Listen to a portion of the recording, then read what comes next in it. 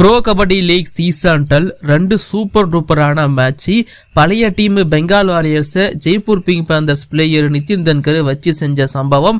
And Bengal Warriors player Devank Dalal Siddharth Baahubali தேசாயோட ரெக்கார்டை உடைச்சிருக்காரு. அந்த நியூஸ் உங்களுக்காக இந்த வீடியோல காத்துட்டு இருக்கு.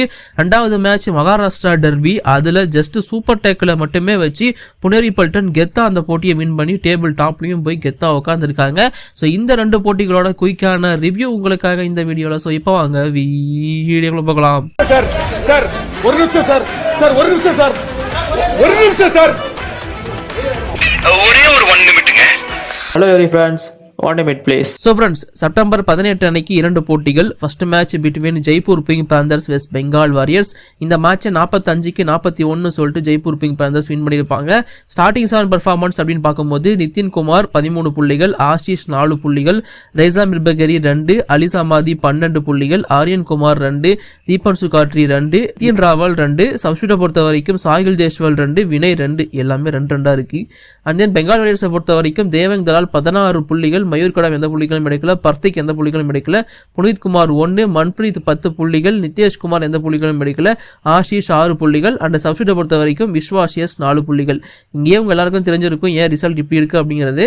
பட் ஃபர்ஸ்ட் ஹாஃப் முடியும் போதிலிருந்தே ஜெய்ப்பூர் பிங்க் பேந்தர்ஸ் பெங்காலோட லீட் எடுத்து தான் வச்சிருந்தாங்க. 24-18 மாதிரி தான் ஃபர்ஸ்ட் ஹாஃபே முடிச்சிருந்தாங்க ஜெய்ப்பூர்ல முக்கியமா பாராட்டக்கூடிய ஒரு விஷயம்னா என்னன்னு பாத்தீங்கன்னா ஜெய்ப்பூர் பிங்க் பேந்தர்ஸோட ரைடர்ஸ் நிதின் தன்கரும் சரி, அந்த பக்கம் அலி சமாதியும் சரி, மாத்தி பாயிண்ட் ஸ்கோர் பண்ணிட்டு இருந்தாங்க. முக்கியமா அலி சமாதியோட எக்ஸ்ப்ளோஷன் அப்படிங்கிறது லாஸ்ட் 2 கேமா நல்லா தெரிஞ்சது. இன்ஃபேக்ட் அவங்க அலி சமாதி பர்ஃபார்மன்ஸ் பண்ணா ஜெய்ப்பூர் வின் பண்றாங்க, அவர் பண்ணலன்னா வெறும் நிதின் மட்டும் பண்ணாருன்னா அந்த டீம் தோக்குது அப்படிங்கிற மாதிரி தான் போயிட்டு இருக்கு. அது மட்டும் இல்லாம டிஃபென்ஸை பொறுத்த வரைக்கும் ஆளுக்கு 2 பாயிண்ட் எடுத்து சப்போர்ட் பண்ணாங்க. ஆஷிஷ் அப்படிங்கிற ஒரு பிளேயருக்கு மட்டும் 4 பாயிண்ட் கிடைச்சிருந்துச்சு. ஸோ டிஃபென்ஸுமே ஓரளவுக்கு நல்ல சப்போர்ட் அப்படிங்கிறது ஜெய்ப்பூருக்கு கொடுத்துருந்தாங்க. அதே மாதிரி ஜெய்ப்பூரோட ரைடிங்ல நிதின் தன்கர் கலக்கியிருந்தாரு. மறந்துடக்கூடாது, பெங்கால் வாரியர்ஸ் தான் அவரோட முன்னாள் டீம். பட் இப்போ ஜெய்ப்பூருக்கு வந்து சம்பவம் பண்ணியிருந்தாரு அவரோட முன்னாள் டீம். இது பார்க்க நல்லா இருந்துச்சு. ஓரளவுக்கு நல்லாவே கொண்டு போயிருந்தாங்க Jaipur Pink Panthers. And substitute ரொட்டேஷனுமே நல்லாவே பண்ணியிருந்தாரு நரேந்தர் ரேது. அது பார்க்க நல்லா இருந்துச்சு. அண்ட் தேவன் கிட்ட இருந்த அந்த திறமையை கண்டுபிடிச்ச நரேந்தர் ரேது தான் ஜெய்ப்பூர், அதாவது இப்போ பெங்காலுக்கு எதிராக ஒரு கோச்சா அமர்ந்திருக்காரு. ஸோ தேவங்க பிடிக்கிறதுக்கான வழி அவருக்கு தெரியும்னு எதிர்பார்த்தோம். இல்ல அது கிடையாது, நான் பர்ஃபார்மன்ஸ் பண்ண வேண்டாம் அப்படிங்கிற மாதிரி தேவங்க 16 புள்ளிகள் வரைக்கும் எடுத்திருந்தாரு பெங்கால் வாரியர்ஸ் சார்பா. பட் தேவனுக்கு சப்போர்ட் பண்ற மாதிரி ரைடர் மட்டும் தான் 10 புள்ளிகள் எடுத்திருந்தாரு, மன்பிரீத் அப்படிங்கிற ஒருத்தர். மற்றபடி டிஃபெண்டர்ஸ் எல்லாருமே பெருசா சொதப்பி இருந்தாங்க. டிஃபெண்டர்ஸ் எல்லாருமே பாயிண்டே எடுக்கலங்கிறது தான் உண்மை. ஆஷிஷ் மட்டும் திரும்பவும் ஒரு 6 புள்ளிகள் எடுத்திருந்தார் லெஃப்ட் கார்னர். மற்றபடி 2 கவர், ரைட் கார்னர் நித்யேஷ் யாருமே பாயிண்ட் எடுக்கல. அங்கேயே மேட்ச் அப்படிங்கிறது ஃபுல்லா ஜெய்ப்பூர் பக்கமா போயிருச்சு. பெங்கால் எப்போ டிஃபென்ஸ்ல பர்ஃபார்மன்ஸ் பண்றாங்களோ அப்பதான் ஜெயிக்க முடியுங்கிறது கிளீனா தெரிஞ்சிருந்துச்சு. வெறும் தேவங்க மட்டும் பர்ஃபார்மன்ஸ் வச்சு ஒண்ணுமே பண்ண முடியாதுங்கிறது ஒன்ஸ் அகைன் ப்ரூவ் ஆயிருந்துச்சு. ஃபர்ஸ்ட் ஹாஃப்ல இருந்தே வந்து 6 பாயிண்ட் லீட் அப்படிங்கிறது அப்படியே மெயின்டைன் பண்ணிட்டே இருந்தாங்க ஜெய்ப்பூர் பிங்க் பேந்தர்ஸ். அதை அப்படியே கண்டினியூ பண்ணாங்க. செகண்ட் ஹாஃப்லயும் கண்டினியூ பண்ணி அப்படியே அதே 4 பாயிண்ட்ல வின் மட்டும் போயிட்டே இருந்துட்டாங்க. ஸோ ஜெய்ப்பூர் கடைசியில இருந்து ஃபர்ஸ்ட்ல இருந்து கடைசி வரைக்கும் அந்த ஒரு லீடை மெயின்டைன் பண்ணதான் இங்க முக்கியமான காரணமா இருந்துச்சு. ஸோ இங்க பெங்கால் வாரியர்ஸ் நினைச்சிருந்தா, அதாவது ஒன்னு நிதின் தன்கரையோ இல்ல அலி சமாதியோ பிடிச்சி போட்டுருந்தாங்கன்னா 2 பேரை பெஞ்சில் உட்கார வச்சிருந்தாங்கவே இந்த போட்டி அவங்க ஜெயிச்சிருக்க வாய்ப்பு இருக்கு. பட் அதை பண்ண தவறுனதுனால இப்போதைக்கு அவங்களுக்கு இந்த மேட்ச் இல்லாமலே போயிடுச்சுங்கிறதா டிசப்பாயின்மெண்ட். அண்ட் ஓவரால் பார்க்கும்போது ப்ரோ கபடி லீக் சீசன் 12 வந்து பாத்தீங்கன்னா தேவங்களோட பர்ஃபார்மன்ஸ் அன்ஸ்டாப்பபிளா இருக்கு. ஓவரால் ப்ரோ கபடி வரலாற்றுல வந்து பாத்தீங்கன்னா 400 புள்ளிகள் அப்படிங்கிற மைல் ஸ்டோனை தேவங் தலால் எட்டியிருக்காரு. அண்ட் இதுதான் வந்து பாத்தீங்கன்னா ஒரு பிளேயர் ஆஃப் ஃபாஸ்டஸ்ட் அப்படிங்கிறதும் ஞாபகம் வச்சுக்கோங்க. இதற்கு முன்னாடி சித்தார்த் பாகுபலி தேசாய், அதற்கு முன்னாடி நவீன் எக்ஸ்பிரஸ், இவங்க 2 பேரும் வச்சிருந்தாங்க. இன்ஃபேக்ட் ஃபாஸ்டஸ்ட், அதாவது மேட்ச் வைஸா பார்க்கும்போது ரொம்ப கம்மியான போட்டிகள்ல சித்தார்த் பாகுபலி தேசாய் வந்து 400 புள்ளிகள் அப்படிங்கிறத அச்சீவ் பண்ணியிருந்தாரு. இப்போ அவரோட ரெக்கார்டை உடைச்சு தேவங் தலால் வெறும் 38 போட்டிகள்ல 400 ரைட் பாயிண்ட்ஸ் அப்படின்னு சொல்லிட்டு பிகேஎல்ல அச்சீவ் பண்ணியிருக்காரு. ஸோ இதுதான் fastest 400 points in PKL career ஒரு பிளேயரா எடுத்திருக்காரு நம்மளோட தேவங் தலால். கண்டிப்பா ஒரு செம்ம ஃபியூச்சர் இருக்கு. இதை அப்படியே கண்டினியூ பண்ணாருன்னா பல ரெக்கார்டை உடைக்கவும் வாய்ப்பு இருக்கு. ஸோ ஏன்னா நவீன் எக்ஸ்பிரஸ், சித்தார்த் பாகுபலி தேசாய் எல்லாம் ஹோல்டு பண்ண ரெக்கார்டு அசால்ட்டா தேவங் உடைக்கிறாருங்கிறது கண்டிப்பா பார்க்க நல்லா இருக்கு. ஸோ இதை பத்தி உங்க ஒப்பீனியன் மறக்காம கீழே கமெண்ட்ல சொல்லுங்க.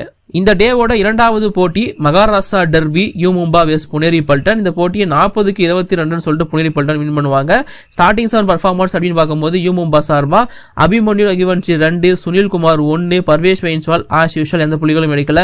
அமீர் முகமது ஜஃபர் தனியஸ் 6, அனில் 1, ரிங்கு 4, விஜய்குமார் எந்த புள்ளிகளும் எடுக்கல. அந்த சப்ஸ்டியூட் பொறுத்த வரைக்கும் சந்தீப் 2, சதீஷ் கண்ணன் 1, ரோஹித் ராகவ் 1. அப்படியே புனேரி பல்டன் பக்கம் வந்தோம் அப்படின்னா சச்சின் தன்வர் 3 புள்ளிகள், அபினேஷ் நடராஜன் 4, குர்தீப் 5, அஸ்லம் இனாம்தார் 3, பங்கஜ் முகித்தியா 2, கௌரவ் காட்ரி 4, விஷால் பரத்வாஜ் 3. சப்ஸ்டியூட் பொறுத்த வரைக்கும் ஸ்டூவர்ட் சிங் 8 புள்ளிகள் அண்ட் ராகேஷ் 2 புள்ளி. இந்த போட்டியை பொறுத்த வரைக்கும் ஃபர்ஸ்ட் ஆஃப் முடியும் போதுமே புனேரி பல்டன் நல்ல லீட் இருந்தாங்க 15க்கு 10ன்னு சொல்லிட்டு. ஏன்னா அப்பவே வந்து பாத்தீங்கன்னா அந்த சூப்பர் டேக்கிள் அப்படிங்கிறது செம்மையா பண்ணியிருந்தாங்க டீம். புனேரி பல்டன் இந்த மேட்ச்ல மட்டும் 6 சூப்பர் டேக்கிள் பண்ணாங்க. ஸோ 12 பாயிண்ட் அவங்களுக்கு சூப்பர் டேக்கிளே கிடைச்சிருந்துச்சு. ஒரு கட்டத்தில் புனேரி பல்டன் அந்த ஸ்ட்ராட்டஜியாவே யூஸ் பண்ண ஆரம்பிச்சிட்டாங்க. மேட்ல வந்து 3 பேர் மட்டுமே வச்சிருக்காங்க. வர பிளேயரை பிடிச்சி டேக்கிள் பண்ணி 4 பேர் ஆகுறாங்க. திரும்ப ஒரு பிளேயரை அனுப்பி போனஸ் எடுக்க வச்சு அவுட் ஆக வைக்கிறாங்க. திரும்பவும் இங்க 3 பேர், திரும்பவும் வர யூ மும்பா ரைடரை பிடிச்சி 2 பாயிண்ட். இந்த மாதிரி சூப்பர் டேக்கிள்ல மட்டும் 12 புள்ளிகள் அப்படிங்கறத ஸ்கோர் பண்றாங்க. வேற லெவல்ல இருந்துச்சு, டவுட்டே வேணாம். அந்த ஸ்ட்ராட்டஜி, அந்த அஜய் தாக்கூரோட ஸ்ட்ராட்டஜிங்கிறது பெரிய ஹெல்ப் பண்ணி அண்ட் டிஃபென்ஸ் ஓவரால் பார்க்கும்போது அபினேஷ் 4 புள்ளி, கௌரவ் காட்ரி 4 புள்ளி, விஷால் பரத்வாஜ் 3, குர்தீப் 5ன்னு சொல்லிட்டு டிஃபென்ஸ் பயங்கரமா சம்பவம் பண்ணிட்டாங்க. ரைடர்ஸ் பெருசா பர்ஃபார்மன்ஸ் கொடுக்கவே இல்லை புனேரி பல்டன்ல. கொஞ்சம் ஆவரேஜ் தான், சப்போர்ட் பண்ண தான் பண்ணாங்க. பட் டிஃபென்ஸை வச்சு மேட்சை வந்து வின் பண்ணிட்டாங்க. ஸ்டார்டிங்ல வந்து ஒரு லோ ஸ்கோரிங் மாதிரி தான் போகும் அப்படிங்கிற மாதிரி எக்ஸ்பெக்ட் பண்ணேன். பட் ஒரு கட்டத்தில் புனேரி பல்டன் சூப்பர் டூப்பரா பர்ஃபார்மன்ஸ் பண்ணி 40 புள்ளிகள் வரைக்கும் எடுத்தாங்க. இந்த பக்கம் யூ மும்பா 22 தான் எடுக்க முடிஞ்சிருந்துச்சு. யூ மும்பால பெரிய மைனஸ், ரைடர்ஸ் எதுவுமே பண்ண முடியல. ஜஃபர் தனியஸ் மட்டும் போராடினாரு, கிடைக்கல. Cover Sunil and Parvesh. சுனில் எப்பயாச்சும் பண்றாரு, பர்வேஷ் பண்றதே இல்ல. அந்த கார்னர் பக்கம் வந்தோம் அப்படின்னா ரிங்கு ஒரு அளவுக்கு நல்லா பண்ணியிருந்தாரு. மற்றபடி விஜய்குமார் சொதப்பியிருந்தாரு. அண்ட் கூடவே இங்க சப்ஸ்டியூட்ல வந்து சந்தீப்பை கொண்டு வந்தாங்க. சதீஷ் கண்ணனுக்கு எக்ஸ்ட்ரா வாய்ப்பு கொடுத்துருக்காங்க மாதிரி தோணுச்சு. ரோஹித் ராகவ் உள்ள கொண்டு வந்திருக்கலாமோன்னு தோணுச்சு. பட் எதுவா இருந்தாலும் மேட்ச் தோத்ததுக்கு அப்புறமா இது பண்ணிருக்கலாம், அது பண்ணிருக்கலாம் நாம சொன்னாலும் அவங்களுக்கு அதெல்லாம் தெரியாமலாம் இருந்திருக்காது. பட் அவங்களுக்கு இருந்த பிளான்ல இன்னைக்கு அது சரியா அமையலன்னு மட்டும் தான் நம்ம நினைத்துக்கணும். பட் இருந்தாலும் புனேரி பல்டன்ல சப்ஸ்டியூட்டா வந்த பிளேயர்ஸ் கூட கலைக்கிறாங்க. முக்கியமா தமிழகத்தை சேர்ந்த ஸ்டூவர்ட் சிங் 8 புள்ளிகள் வரைக்கும் எடுத்திருந்தாரு. பார்க்க செம்மையா இருந்துச்சு. ஓவரால் 6 ரைடு தான் அட்டெம்ப்ட் பண்ணியிருந்தாரு. அதுல 5 சக்சஸ்ஃபுல் ரைடு, ஒரு டைம் கூட பிடிபடல. 7 டச் பாயிண்ட், ஒரு போனஸ் சொல்லிட்டு 8 புள்ளிகள் எடுத்திருந்தாரு. சூப்பரா இருந்துச்சு பாக்குறதுக்கு. ஸ்டூவர்ட் சிங்குக்கு இன்னும் வாய்ப்புகள் கொடுத்தா நல்லா இருக்கும். சச்சின் மாதிரியான பிளேயர்ஸ் கொஞ்சம் சொதப்பும் போது ஸ்டூவர்ட் சிங் மாதிரியான பிளேயர்ஸுக்கு வாய்ப்பு கிடைக்குது. இது கொஞ்சம் பார்க்க நல்லா இருக்கு. அண்ட் அது மட்டும் இல்லாம புனேரி பல்டன் 8 போட்டிகள் 6 வின் பண்ணி நல்ல ஒரு பாயிண்ட் ஸ்கோர் டிஃபரன்ஸ் வச்சிருக்கிறதுனால டேபிள்லயும் இப்போ டாப்ல கெத்தா உட்கார்ந்து இருக்காங்க. பட் முக்கியமா இங்க சொல்ல வேண்டிய விஷயம், ஆதித்யா சிண்டே இந்த டீமோட ஒரு key player, key raider. But இன்னைக்கு அவரால் ஆட முடியல. காரணம் என்னன்னு பாத்தீங்கன்னா அவர் வந்து ஃபிட்னஸ் டெஸ்டை கிளியர் பண்ணல அப்படின்னு சொல்றாங்க. ஸோ சம் நிகில் இருக்கிறதுனால அந்த ஃபிட்னஸ் டெஸ்ட் அவரால் கிளியர் பண்ண முடியாம போயிடுச்சு. ஸோ அதனால இன்னைக்கு ஸ்டார்டிங் 7ல தலைவனோட பேர் இல்லை. இன்ஃபேக்ட் பெஞ்சில் கூட அவரோட பேர் இல்லை.